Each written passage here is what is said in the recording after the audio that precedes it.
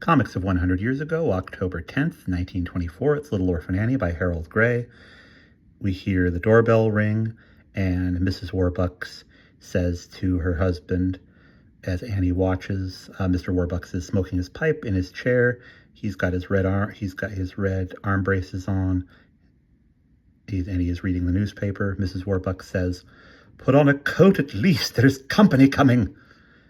And Mr. Warbucks says, "I should waste my fragrance on the desert air. If you fool any real people into coming here, I'll make a lily look like a sprig of dog fennel." And the guest is Miss Fair. She says, "Hello, Annie." And Annie runs to her saying, "Hello, Miss Fair." And Mrs. Warbucks says, as she holds her necklace, as she usually does, "My husband is driving me to distraction, Miss Fair." Miss Fair and Miss Warbucks sit together while Annie looks on. Mrs. Warbucks says, "He refuses to wear a coat or collar around the house. In spite of all I can do, he is a terrible bore. He is absolutely rude to my closest friends, but I hope you will overlook as much as possible." Enter Daddy Warbucks. He's got his collar on. He's got his jacket on.